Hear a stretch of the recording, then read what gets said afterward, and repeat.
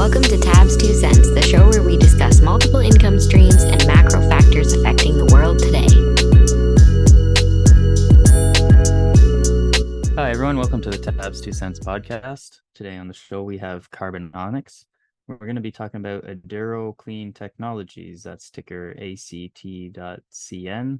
We'll probably go over this ticker, this company, and talk about some of the macro and micro factors related to the company. So with that, I'd just like to welcome Carbonomix. Hey, thanks for having me on again. Yeah, of course. I want to just give a quick introduction for everyone who's listening. Maybe they haven't seen your content yet. Yeah, so I go by Carbonomix with an X at the end, and I primarily make videos about, microcap, kind of ESG, environmental related stocks, and that's kind of the main thing I focus on, kind of environmental investing. Yeah, and there was a big wave of ESG and net zero that I kind of noticed a couple of years ago, which got me into this as well. But it's kind of faded a little bit. I wonder, have you noticed that? And how do you think that's going to impact some of these companies? Yeah, I think a lot of it has been political, and that'll get scaled back pretty hard when the economics meet reality. So I think that's a good portion of it. But kind of my focus is on the environmental side and less on the social and governance.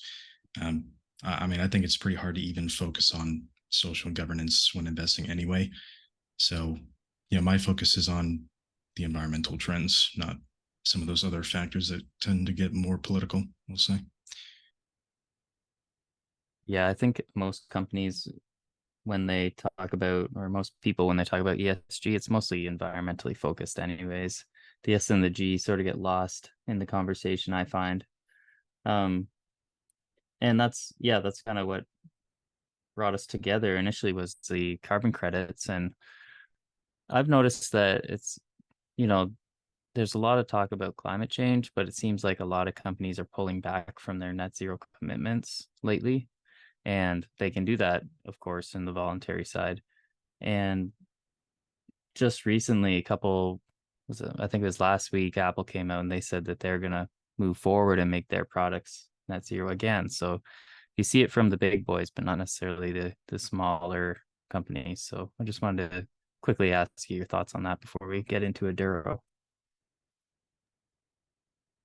Yeah, I mean, there were a lot of commitments coming out over the past couple of years, especially, and there was really a huge push behind that. But I think what you'll tend to see is there's been a lot of promises, but they'll kind of slack off on actually trying to fulfill those commitments, and there's going to be an increasing level of backlash, I would think, against a lot of those large companies. The climate change narrative is not going away, whether you believe in it or not.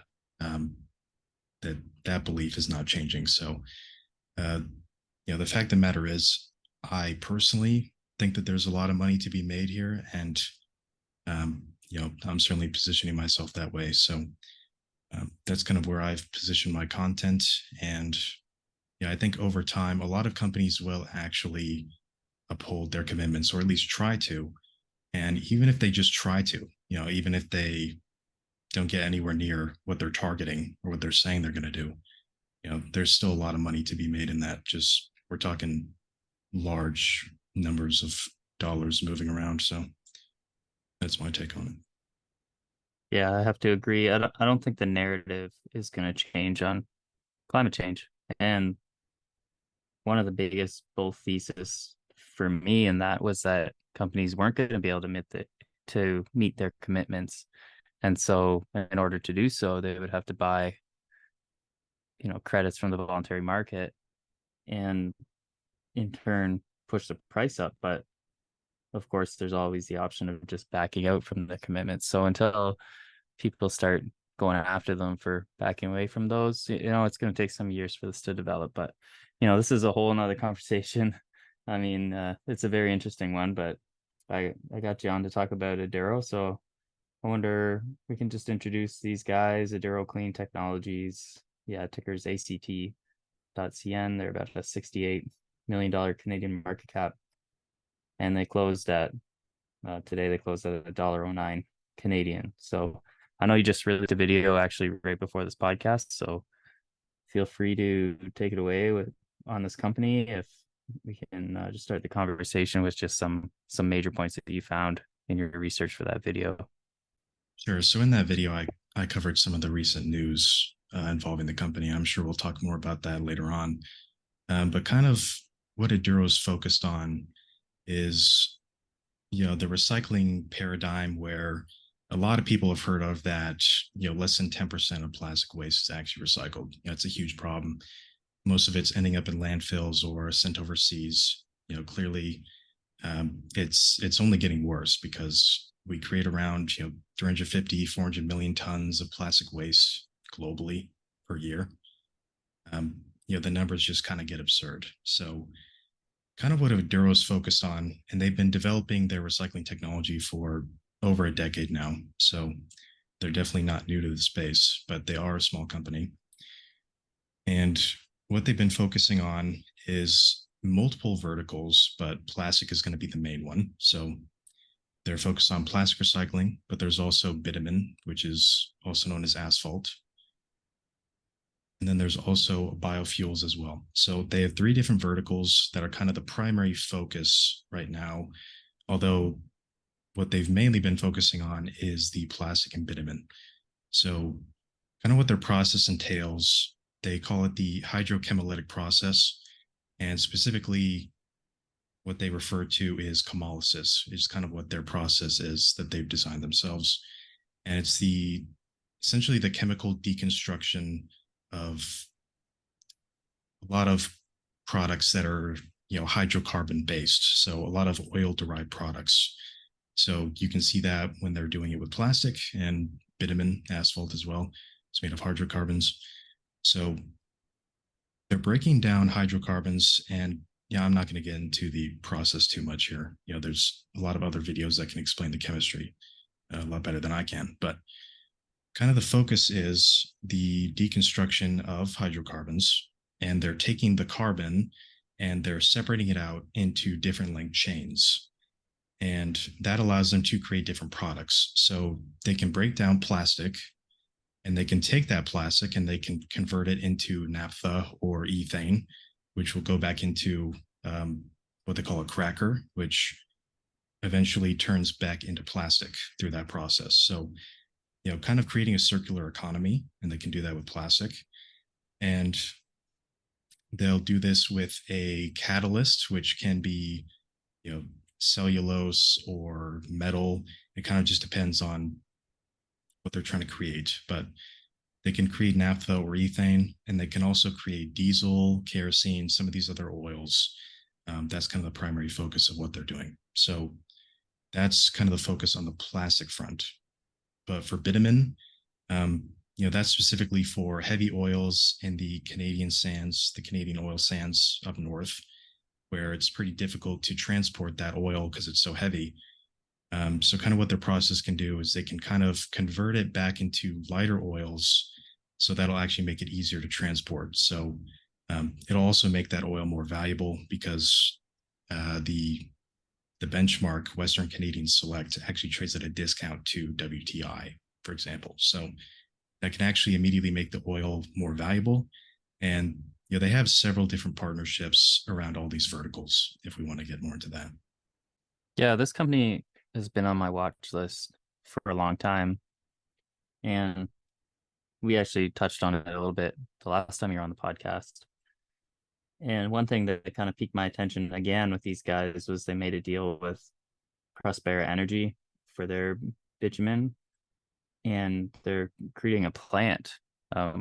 They're doing a trial plant with these guys. And it's interesting because I had Shabam Garg on my show. He's a big Prospera guy. He was actually a large part of a private placement they did. And he was saying how the reserves that Prospera has are actually very intriguing, but nobody thinks that they're going to be able to pull the oil out of there because it's just so difficult to get and refine. And if Aduro comes in and solves this problem for these guys, it's going to be a a big win-win that way if they find a way to refine it easier. And it just kind of piqued my interest because these are two companies that I own. Prospera, full disclosure. I don't own Aduro as of today, but these are two companies that I've been keeping my eyes on. And it seems like they're both kind of working together to solve an interesting problem, and that's how heavy the oil is in Canada. And I wonder if you could just talk a little bit more about their partnerships with the oil side of things, and how they may be able to help other oil players, including other than Prospera, just in that market, because our oil up here in Canada is very hard to get and to transport, as you say. Yeah, so kind of the main issue is that you need diluent to actually dilute the oil so you can actually transport it through the pipelines. And most of the pipelines to the refineries are going to, you're going to have to transport all this oil down to the United States.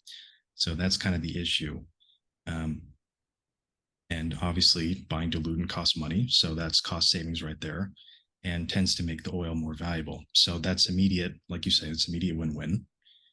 And they have a partnership around this with an unnamed large oil producer in the oil sands in Canada. They don't name who it is, but there's not that many. So, people can speculate about which company it is, but they have that partnership, and they have a partnership with Prospera as well, as you're mentioning. And they're doing customer trials off of that. So they are starting to generate some revenue, although it is a small amount. And of course, they also have the partnership with Shell through their Shell Game Changer program, and that's focused on the plastic side. So they have multiple verticals that they're working through right now, and it's definitely going to be interesting to see how everything evolves.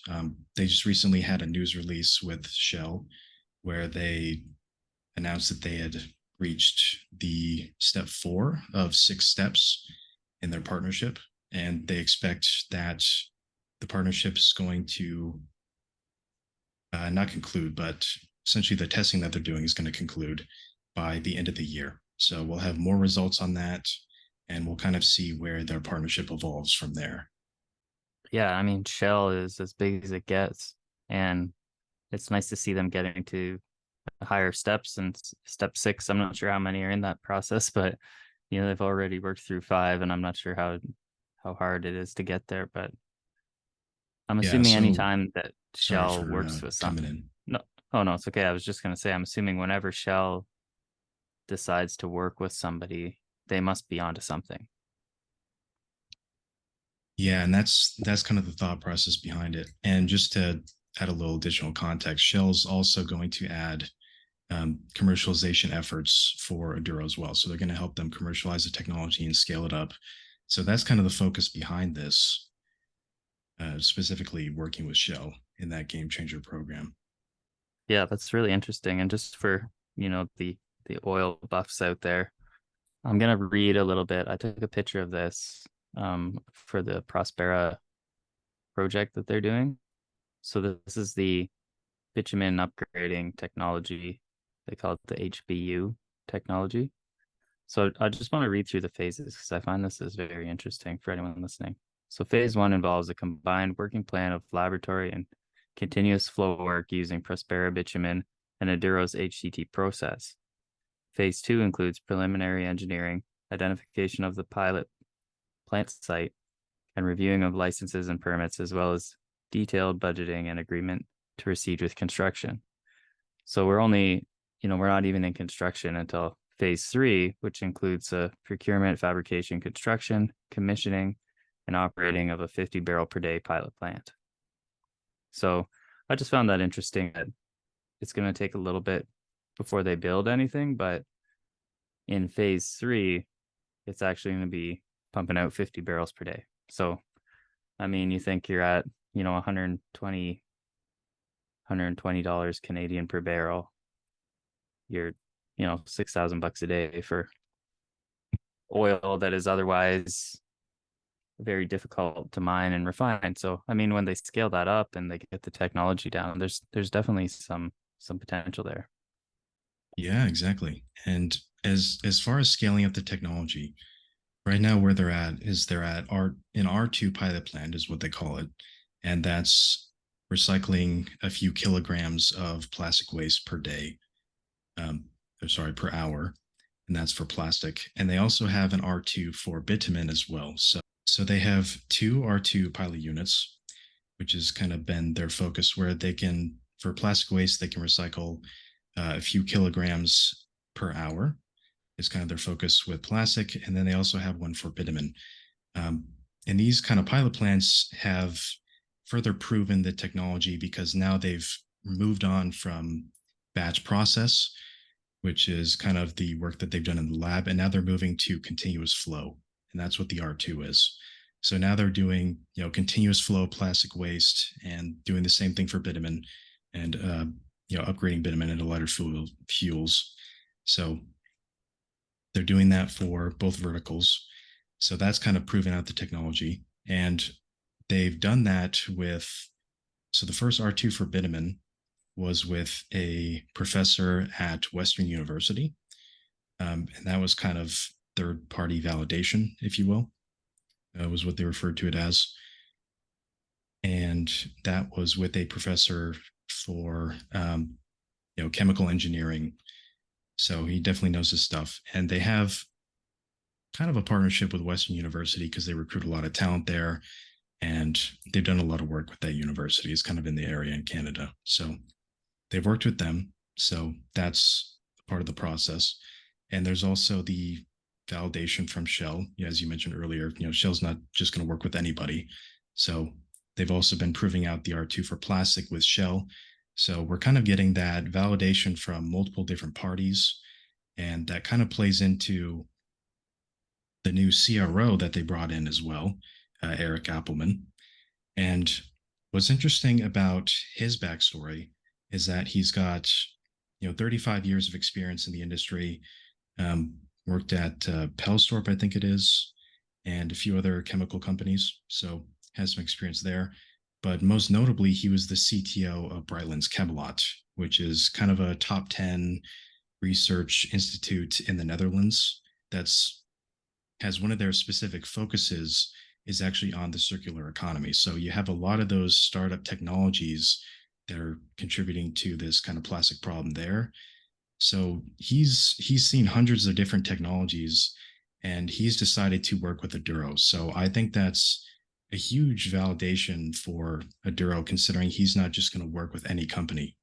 He's specifically chosen this startup. So it definitely contributes to the image there. We'll say that. Yeah, and that news is fairly recent. I'm just looking at the news release that came out September 12th. And I think so far we've discussed Aduro, the company, and it sounds very promising. But I do wonder about Aduro, the stock, because this, year to date, we're looking at a 19% gain. And if I go for a full year, it's up 32%. But when you start to dig into the financial side of things, as opposed to the research and development side of things, it does look a little bit dicey. They're not profitable yet. It's a small cap, and their cash burn is fairly significant. It looks like their net revenue was minus 1.8 million last quarter. So I do wonder, is this a company where we're going to have to worry about dilution of the stock, or do you think that they're kind of turning the ship around at this point? So there's definitely still concern about dilution. That's very true. So like you're saying, burns around 2 million. I was also mentioning they have some revenue coming in now from customer trials, but that's not a significant amount yet. So there's definitely still some burn. I think they're going to have to raise within the next 1 to 2 quarters, probably, if not sooner. So, but there's another contributing factor that is grant money as well. So that helps to avoid some of the burn. And they've gotten several grants before. And also working with Shell. Shell is financing the activities that they're doing with them. So there is some financing there as well. And kind of the main factor that leads me to believe that there's not going to be an insane amount of dilution, although there is certainly going to be some that will contribute to the company reaching, the goals we'd like to see it hit, is because of just how much stock the management team owns, right? And so they own 43% around there, give or take. So they have a significant stake in the company. And they also have their milestones set up in a specific way. So there's milestones for each third of the shares that they would receive. So for 1/3 they got was when they listed. So they got a third of their shares. And a second tranche was what they got when they got that third party validation with that professor at Western University that verified their technology. So they've gotten 2/3 of the shares that they've granted to themselves over time. And the last third is going to be for commercialization. So that's going to be kind of the R3 pilot plants, what they call it, where it's going to be, multiple tons of plastic waste being recycled per day. So that's when they're going to get their last tranche of shares. But it's pretty interesting because, they own so much of the company, and they set it up in a specific way where they essentially have to make sure that the company succeeds for them to, get all this money and get all this ownership in the company. Yeah, that's very interesting. And I think that grants are a great thing to bring up as well, because initially what got me onto this company was a program that Canada's put out, and I can't remember what it's called now. It was like a green initiative program or something like that.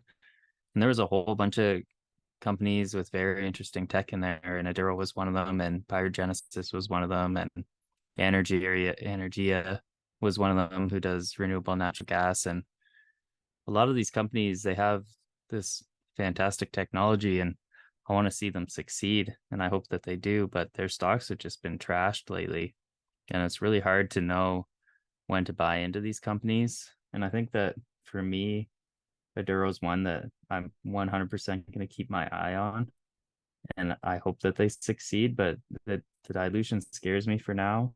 And I think that probably I'll wait until, as you say, maybe a quarter or two, just to see how some of these pilots come out personally.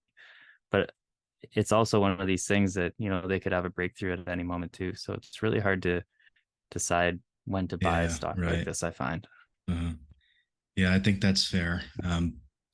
Definitely not thrilled about the prospect of dilution, but of course it's moving the company forward. So it's at least for a positive reason, right? It's not just them, going out and buying lampposts like you'll see some insiders do. So it's definitely for a good purpose. I'll say that. But I think, like you were saying, there's definitely a possibility they see some more partnerships, especially with the new CRO coming on and some of these other aspects that they're working on. So you just don't know when these companies are just going to get found. You really have no idea. So it's kind of a gamble, but I'm definitely positioned. I own 30% of my portfolios in Aduro. I only own 3 companies, so I'm very concentrated. But yeah, I definitely have a significant stake in the company myself. Well, and I can see why, because their prospects surely do look good. And perhaps if they come out with their secret investment partner in the oil sands, that could help as well. Or if, perhaps they could even get bought out. Who knows? Maybe they've got some kind of proprietary tech that somebody wants. The only way to get it and scale it is to buy them. Do you know, have they got into any patents or anything like that for their technology? Yeah, so they have 7 or 8 patents, I believe. So yeah, they do have this process patented. And what's kind of interesting about their technology as well that I forgot to mention is that specifically when they're looking at scaling, they've made a key point of focusing on the fact that mechanically building out these reactors for recycling, it's not a new process. So actually building out the reactors and all these different components, that within themselves, the engineering firms that Aduro is working with, they've done before. So it's not some revolutionary thing. What's revolutionary about Aduro's technology is actually the chemistry behind it. And that's the difference. because there's a lot of other chemistries or different technologies, like pyrolysis is a pretty common one where they just use intense levels of heat to break down plastics, and sovolysis and some of these other techniques. They're they're very costly for one reason or another, and that's why we see such low levels of recycling. Less than 10% of plastic. It's just because it's so unprofitable to do that they have to rely on subsidies or other means to make it profitable. And that's what's interesting about Aduros, is that they came out over the past 10 years, and they were looking at different ways where they could make the technology profitable from the beginning, because they could see that all these other technologies weren't working. So that's kind of been the design from day one. That's very interesting. So, if I understand that correctly, they could just take over an already existing recycling plant and throw in their chemical cocktail and just move on operations from there. I'm not totally sure. I've never heard an interview where they had that question asked them, but uh, as far as I know and how they've explained it, a lot of the process is the same mechanically. So there's definitely potential that could happen, but I'm definitely not sure about that.